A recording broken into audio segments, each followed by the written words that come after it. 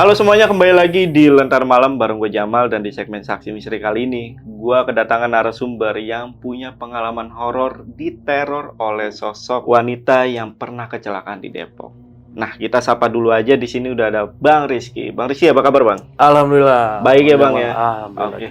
Bang Rizky, kali ini lu punya pengalaman kan diteror sama Betul. sosok yang pernah kecelakaan di Depok. Mm-mm. Untuk kecelakaannya sendiri ini di tahun berapa nih? Kecelakaannya tuh sekitar tahun 2019 ya. Mm-mm.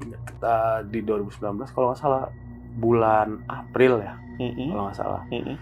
Dan setelah kejadian itu tuh ya, kecelakaan ya maksudnya, gua ngalamin lah satu peristiwa itulah. Mm-mm. Peristiwa diteror itu. Akibat ya mungkin kekonyolan gua sendiri bisa gue bilang ya. Oh, oke, Gitu. oke.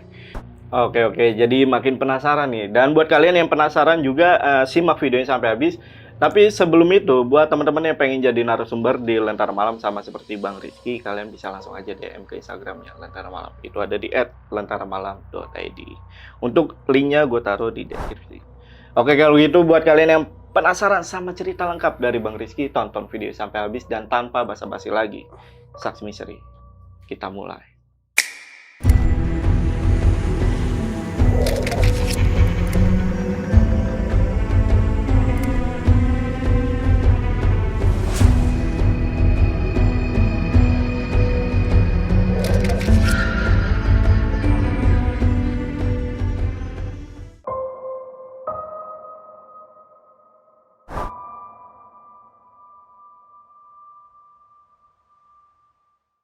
Jadi di tahun 2019 gue ngalamin satu peristiwa lah, kejadian di mana gue diteror sama satu sosok yang disinyalir adalah sosok yang dari korban kecelakaan di salah satu ruas jalan di Depok ya, jalan protokol di Margonda gitu.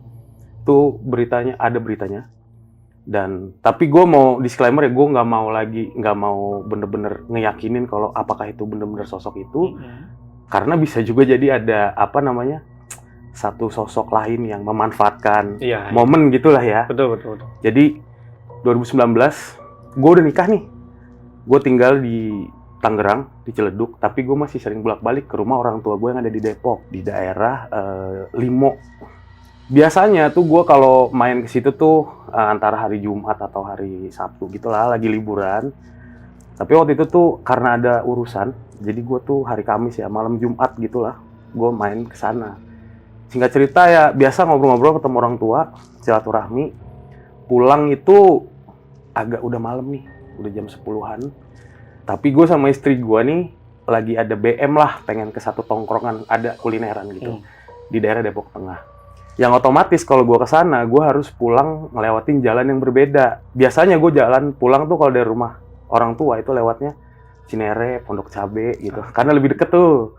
Nah ini gue harus, karena ini daerah di Depok Tengah tempat nongkrongnya, jadi muter. Ya udahlah nggak apa-apa, sekalian jalan-jalan gitu. Singkat cerita gue mampirlah ke kulineran itu, makan segala macem, pulang udah sekitar jam 11-an.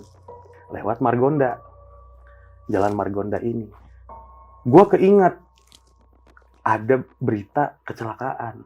Tiba-tiba aja keinget gitu. Terus gue kayak langsung, kecelakaan yang tadi itu ya, gue ceritain. Kecelakaan tunggal. 1 kilometer ke depan sana tuh, ada yang namanya apartemen lah, sebuah apartemen Margonda. Sebelum gue sampai situ kan bangunannya udah kelihatan. Sebelum sampai situ tuh, gue ngaku lah, gue sompral. Maksudnya gue bilang sama istri gue tuh, itu tuh di situ tuh tempat kejadiannya. Nunjuk-nunjuk lah gue. Nggak sopan nih kayaknya. Istri gue tuh sampai nepok, pamali lah jangan kayak gitu, nggak sopan ya kan ya. Gue tuh ya berkilah gitu, cuma gini doang, kenapa sih emang gitu, biasa gitu. Sampai akhirnya mau tiba nih gue di bawah JPO itu, gue tiba-tiba kayak ada satu energi yang memaksa gue untuk nengok ke kanan, nengok ke bawah JPO. Itu kan tadinya jalanan puter tuh. Nah cuman itu jalanan udah ditutup karena menyebabkan kemacetan parah di Margonda ya. Gue tuh pengen banget bang nengok ke situ. Bener, gue tas tengok, gue ngeliat siluet hitam gitu, gesturnya tuh kayak wanita. Gue kaget, wih apaan nih? Tiba-tiba ada yang berdiri di situ. Sebelumnya kan gue udah merhatiin daerah situ kan, gue nggak ada nih dari jarak berapa meter. Begitu gue udah mau nyampe sana baru kelihatan. Gue mikirnya bukan nggak mungkin orang nih. Soalnya situ udah nggak bakal ada orang. Kan jalanannya udah ditutup. Kalau mungkin masih dibuka bisa jadi yang juru parkir atau apa. Karena ini udah ditutup, kemungkinan nggak ada orang berdiri. Ngapain juga orang berdiri di situ malam-malam kan? Lewatlah. Di situ gue langsung keringet dingin. Langsung perut gue tuh mual. Kayak orang apa? Kayak orang asam lambung. Pengen muntah di ulu hati tuh. Kayak pengen keluar. Akhirnya gue memutuskan lah untuk berhenti, nepi di bawah tulisan selamat jalan dari Kota Depok. Nah, berhenti gue di situ. Deg-degan, keringet dingin. Padahal malam itu dingin dan jalanan tuh basah karena dari sore tuh hujan. Dingin lah, apalagi di Depok lumayan dingin ya daripada Jakarta. Dari situ gue berhenti, gue minum dulu. Gue baca doa dulu buat keselamatan gue. Di doa gue, jangan ya Allah tolong jangan diganggu gitu loh. Karena gue takut nih, gue sama istri gue takutnya kayak gini-gini nih mengancam jiwa gue ya kan, namanya lagi di jalan gitu. Akhirnya setelah selang 5 menitan lah, udah gue cabut lagi. Lewat dari situ tuh ada percabangan tuh. Kiri arah Kelapa 2 Depok, Brimob, Mako Brimob, ke kanan kan yang arah Jakarta Selatan tuh Lenteng Agung segala macam. Nah gue tuh arahnya emang baliknya kan ke situ, lewat Lenteng Agung, Pasar Minggu segala macam. Gue belok lewat situ, jalanannya kan agak turun terus naik gini nih ke kiri ya. Habis itu kan kita nyampe di satu jembatan besar yang disebut akses UI Kelapa 2. Begitu gue habis belok ke situ, kan di jembatan itu kan ada trotoar, ada lampu jalan. Begitu gue belok, dari penglihatan gue nih di depan, gue udah ngeliat ada sosok lagi berdiri. Sosoknya tuh gesturnya kayak yang tadi gue lihat, perempuan lagi berdiri di bawah lampu jalan. Gue ngelanin motor dong. Istri gue nih enggak, kenapa? Enggak, ntar aja ceritanya. Gue gitu, ntar aja. Gue ngelanin motor. Tapi gini ya, gue mau kayaknya yang divisualkan film-film horor tuh bener ya. Makin orang takut, rasa penasarannya kayaknya timbul gitu. Iya. Itu pun yang gue rasakan malam itu. Gue tuh bawa motor gini nih, nggak mau ngeliat, tapi tetap masih pengen nyuri pandang gitu. Mau nggak mau kan gue harus lewatin sosok itu, nggak mungkin gue balik lagi Depok. Akhirnya gue lewatin.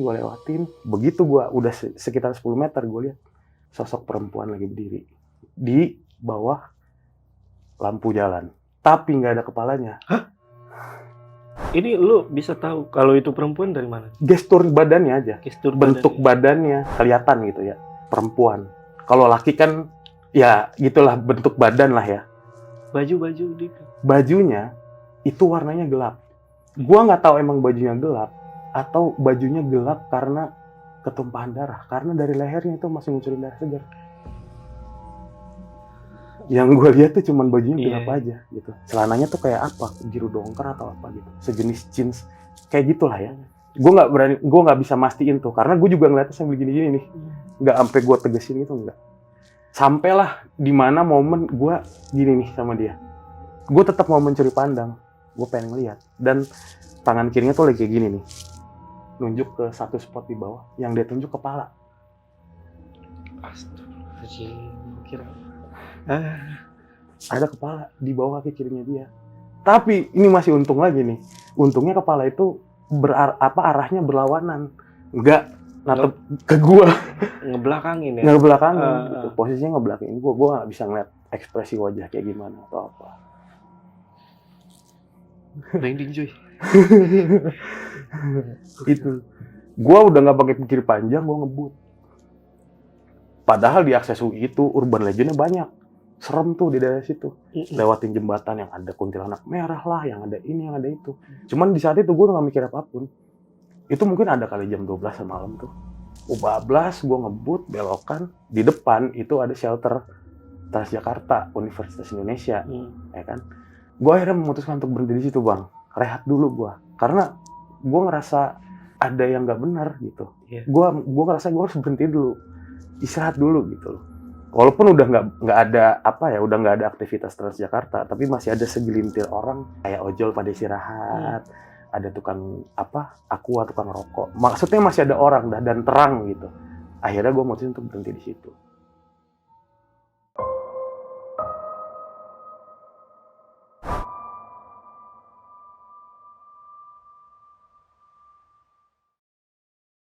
Gue berhenti minum dulu, bakar rokok dulu. Lama dah, rada lama. Ada kali 10-15 menit lah.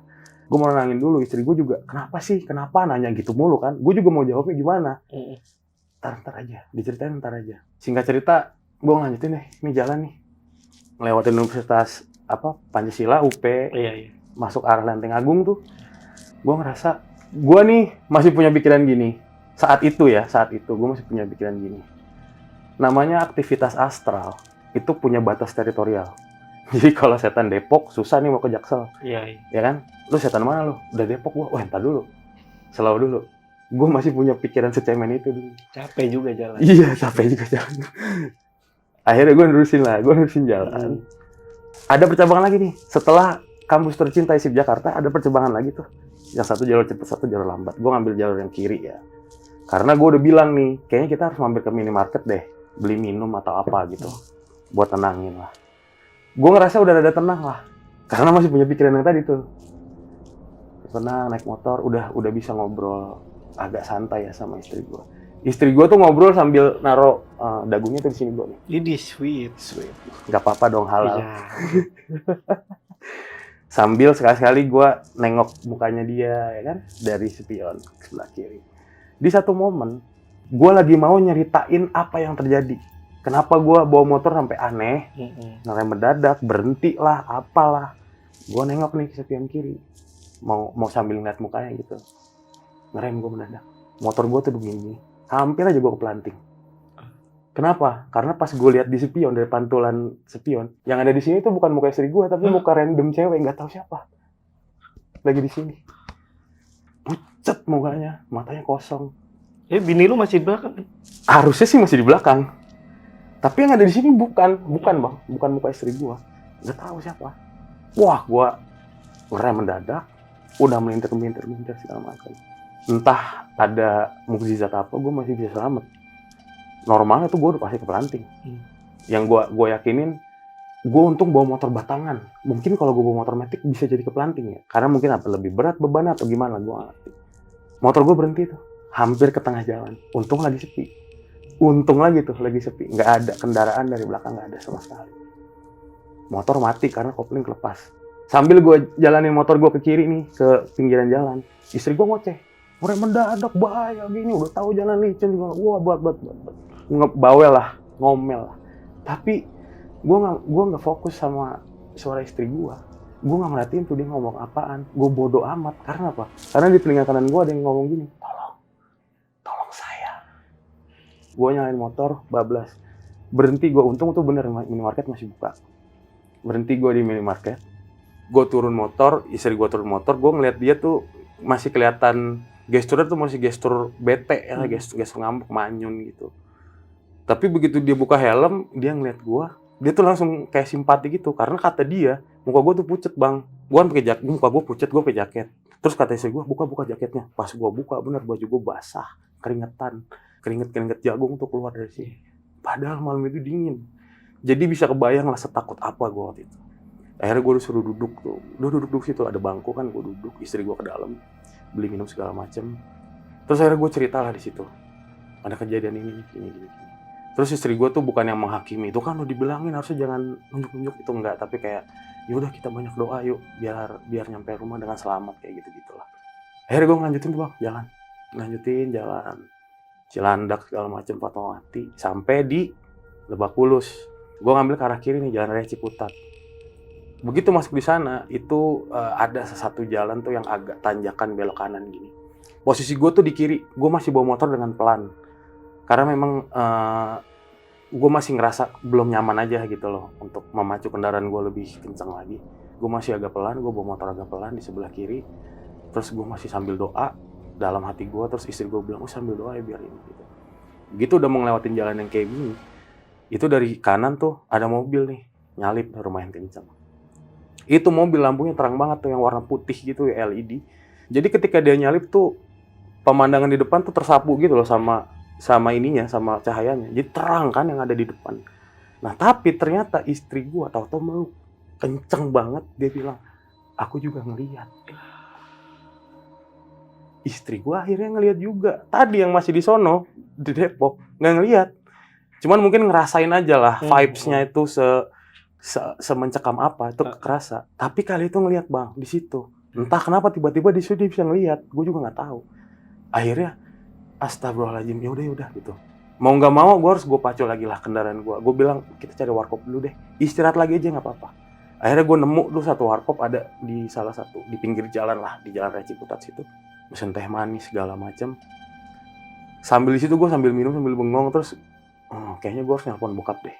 Gue nelpon bokap gue karena bokap gue lumayan lah tahu dah kayak gitu-gituan. Gue ceritain ya gini. Terus bokap gue ngasih solusi gini, ya udah cepetan itu habisin tehnya ke warung beli garam. Beli garam buat apaan gue bilang.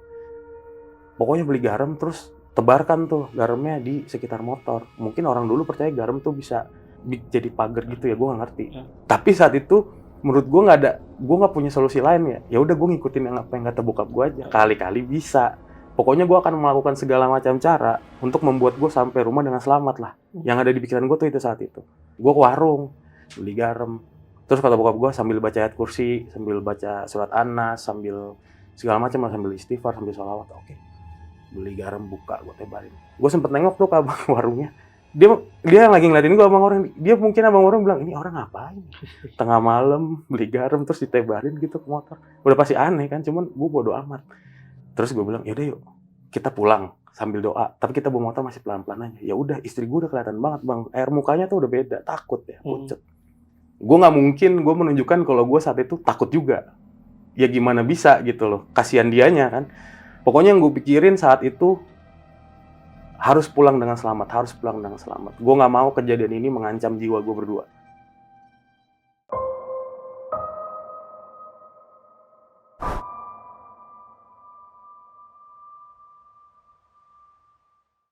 Sampai tuh alhamdulillah di depan gang rumah gue. Di gang rumah gue belok ke kiri, itu udah tuh nggak ada lagi, hilang dah tuh udah. Dari situ masuk nih ke gang rumah gue, alhamdulillah udah nggak ada apa-apaan. Gue jujur saat itu secara fisik dan psikis gue lelah banget menghadapi rintangan-rintangan spiritual yang tadi tuh. Gue capek banget. Gue jadi nyampe rumah gue cuman cuci muka, gue ambil air wudhu, gue rebah di kasur, langsung gue tidur. Ngeliat HP paling cuman 2 menit 3 menit kali, udah terus gue tidur. Begitu gue tidur nggak lama, masuk nih gue ke alam mimpi. Mimpilah gue.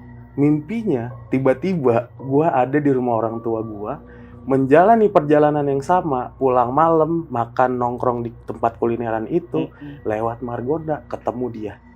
Sama semuanya. Bedanya adalah setiap kali gue ketemu, ini pokoknya scene per scene-nya sama ya, sampai gue masuk ke gang rumah gue nih yang di Tangerang di Ciledug itu sama semua Bang. Bedanya setiap kemunculan dia ada, itu di kuping gue langsung selalu kedengeran tolong saya. Di mimpi masuk gue ke gang rumah gue. Di aslinya kan gue udah nggak diganggu. Di mimpi ada. Begitu gue masuk, sosok itu berdiri Bang, ngehadang gue di tengah jalan. Berhentilah gue di dalam mimpi nih ya, berhenti, ngerem. Gue udah di dalam mimpi gue tuh gue udah gila capek banget gue. Bodoh amat, gue tabrak aja lah. Udah kayak gitu tuh. Injek gigi, lepas kopling, gue gas motor gue. Yang di depan gue itu tuh sosok itu, nggak bergeming sama sekali, tapi kepalanya copot ke bawah. Dia jadi gini, nih yang seingat gue yang dalam mimpi gue, dia begini, plak, jatuh kepalanya, copot tuh kepala, ngegelinding ke bawah. Gue berhenti lagi dong, bengong. Tiba-tiba dari ngegelinding itu kepalanya naik ke atas, terbang, terus nerjang gue, suut gitu. Begitu sampai di depan gue kan udah gak bisa ngapa-ngapain tuh di dalam mimpi itu. Tas hilang, terbias sama udara malam lah atau segala macamnya. Dan di situ pula gue bangun gue. Astagfirullahaladzim, bangun tidur gue jarang banget doa ya. Kali itu gue doa. Apa? Insya Allah. Doa gue, terus dibangunin sama ada istri gue kan. Udah sama bangun gitu, udah siang karena gue ada urusan juga waktu itu. Itu pas gue bangun Bang, basah baju gue, keringetan. Gue sempat nanya sama istri gue, Kamu bangun duluan? Iya. Gue ngigo nggak? Gue bilang gitu. Nggak ngigo, tapi dulu gelisah. Kayak, wah gitulah. Mondar mandir gitu. Balik kanan, balik kiri. Untungnya mimpi itu tuh cuma berlangsung 1 malam itu aja. Besoknya nggak pernah ada lagi mimpi segala macem. Tapi ternyata walaupun di mimpi nggak didatengin lagi, istri dan mertua gua yang ada di rumah itu didatengin bang, diganggu sama mungkin sosok itu. Diganggu. Ceritanya, gue bangun nih siang, habis itu gue cabut lagi karena ada urusan ada kerjaan. Balik gue malam nih. Balik agak malam lah, nggak jam 9, jam 10 gitu. Nyampe rumah, bebersih segala macam. Gue naik nih, kebetulan kamar gue kan ada di lantai 2. Gue naik, buka kamar. Begitu gue masuk kamar, tuh istri gue lagi keredongan pakai selimut gitu. Gue pikir tidur nih orang ya kan. Terus gue duduk, gue colek-colek gitu. Ternyata dia kaget, buka selimutnya. Kamu udah pulang? Ya udah, gue bilang gitu. Terus dia langsung, wah aku takut banget, takut kenapa? Wih kenapa nih? Gue langsung dek, gitu lagi. Kenapa? Tar dulu, anterin ke kamar mandi dulu ke bawah.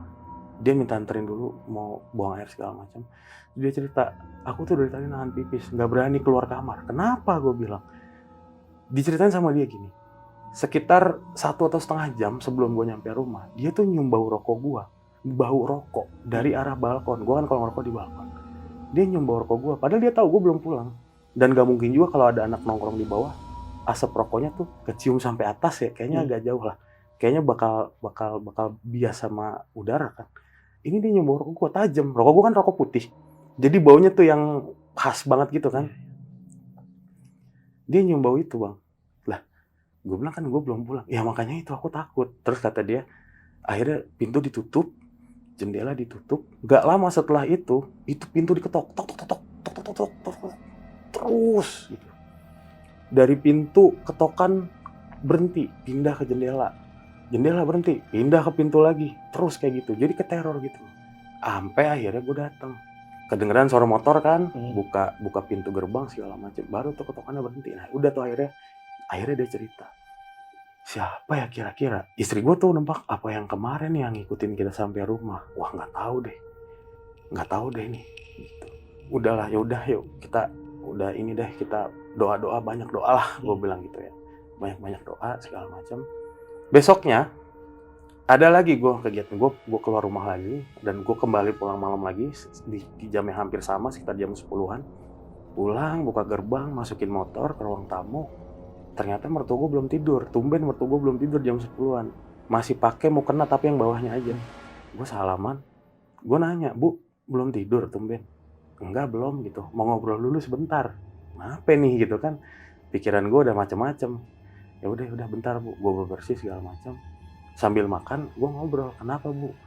Mertua gue tiba-tiba ngomong gini.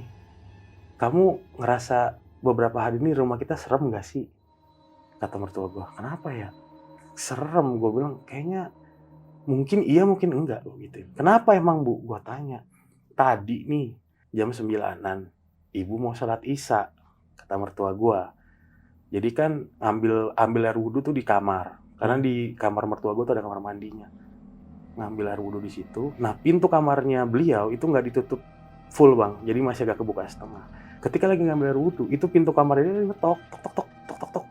Cuman kan dipikir siapa yang ngetok ya? Kalau mau masuk ya masuk aja gitu. Namanya orang rumah kan gitu. Ya udahlah dicuekin. Untungnya mertua gue tuh bukan orang yang takut gitu. Dia santai aja ngadepin yang kayak gitu. Selesai ambil air wudhu, sholatnya tuh di ruang TV gitu. Jadi ruang TV gue tuh sama ruang tamu tuh cuma disekat pakai kayak apa, lemari yang buat naruh pajangan gitu, yang ada kacanya. Disekat gituan doang. Nah, ruang tamu itu selalu gelap bang. Kalau nggak ada tamu, lampu pasti dimatiin. Nah, tapi di ruang nonton TV tuh nyala. Mertua gue sholat lah di situ. Di rakaat kedua pas lagi tahiyat, itu dengar suara nangis bang, suara cewek. Arahnya dari ruang tamu. Nangis lirih. Suaranya lirih banget. Karena lagi sholat, ya nggak bisa ngapa-ngapain dong. Pokoknya mertua gue bilang itu sampai ngeganggu kehusyuannya dia sholat ya.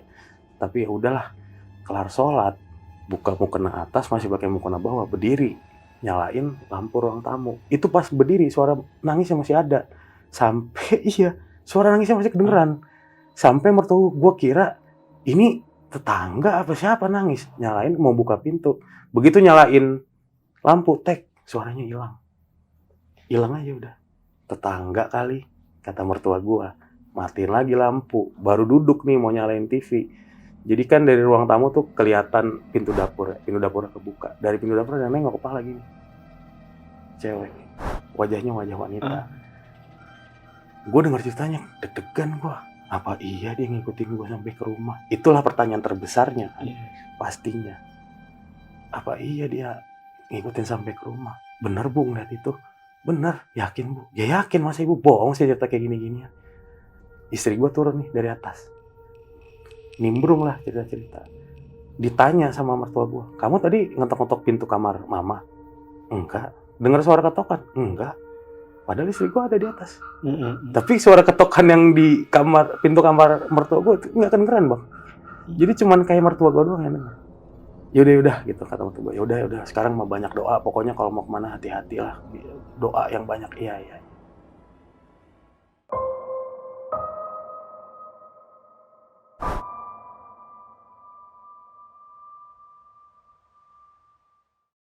Malam itu berjalan dengan biasa aja, nggak ada mimpi pun, nggak ada apapun gue yang ada kaitannya dengan sosok ini, nggak ada dah tuh saat itu. Sampai selang 2 atau 3 hari, gue pergi lagi nih, pulang tengah malam kebenaran. Terus gue tuh dari arah Kelapa II Depok, karena kan gue ada band nih, anak-anak sono semua gitu, anak-anak Kelapa II Depok gitu. Gue dari sana lah, pulang tuh udah tengah malam bang, jam 12-an gitu. Dari mulai situ, gue tuh begitu balik dari rumah kawan gue ini, gue tuh ngerasa motor tuh berat. Iya. Kayaknya gue nggak bonceng siapapun ya, tapi kok berat. Jadi kalau digas tuh nggak bisa sampai full gitu. Kenapa ya? Apa ban kurang angin atau bensinnya mau habis? Segala kemungkinan kan ada. Sampai gue akhirnya ketemu pom bensin di Cilandak, itu motor masih nggak enak banget. Gue coba isi bensin dan kebenaran indikator bensin gue mati. Jadi gue nggak tahu bensin masih seberapa. Gitu. Isi aja lah ceban 10.000 deh gue isi gitu. Gue isi 10.000. Ngisi 10.000 baru 8.000 udah penuh. Waduh, masih penuh nih. Berarti belum habis dong bensin gue ya kan. Terus gue jalanlah ke tempat pengisian angin tuh. Gue isi, gue gini-giniin ban gue kenceng. Kenapa gitu kan ya. Udah dah, jalan lagi gue. Itu masih nggak enak tuh motor tuh, nggak enak. Sampai gue berhenti di lampu merah Fatmawati.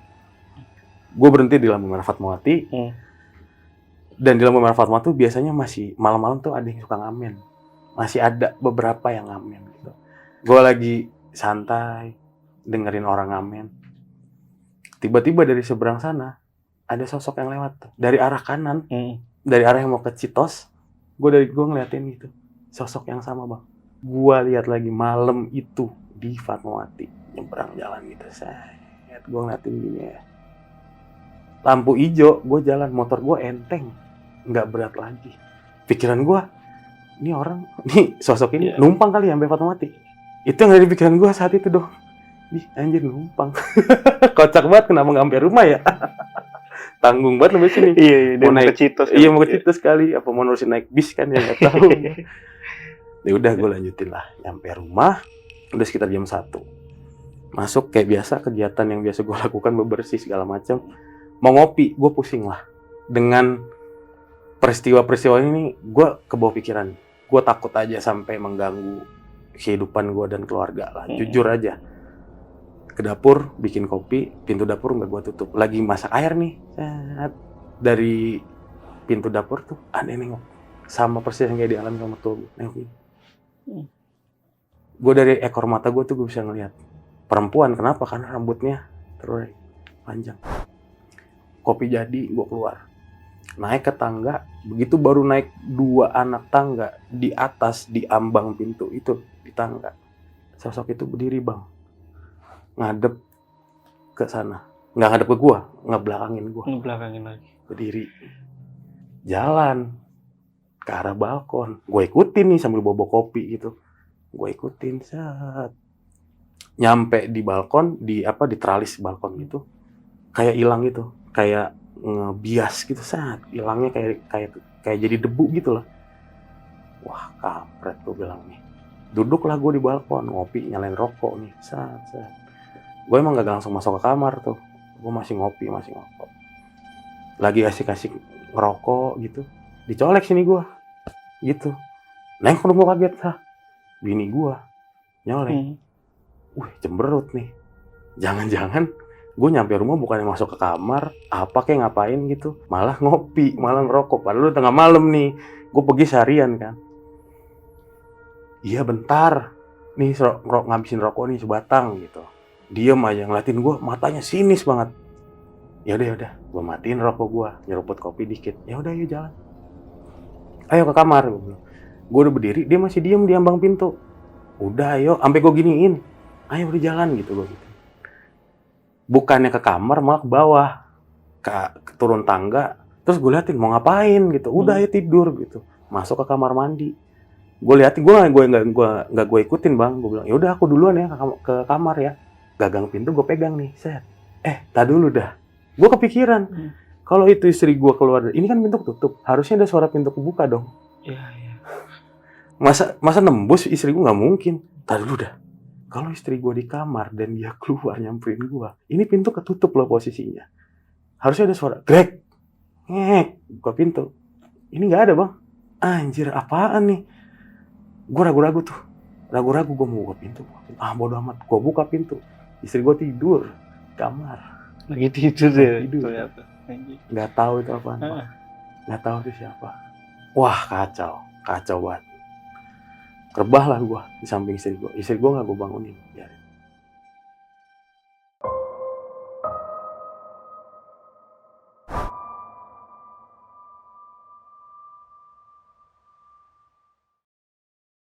Tidur nggak bisa, tapi ngantuk, tapi kepikiran terus. Sampai akhirnya gue nyalain lagi istri gue gitu-gituin tuh, gue colek-colek gitu. Gue berharap dia bangun kayak nemenin gue ngobrol kayak apa-apa gitu loh. Sambil juga memastikan istri gue bukan.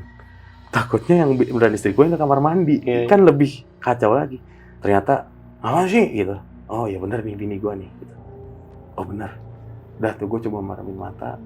Pintu udah gue tutup, udah gue kunci, jendela udah gue tutup.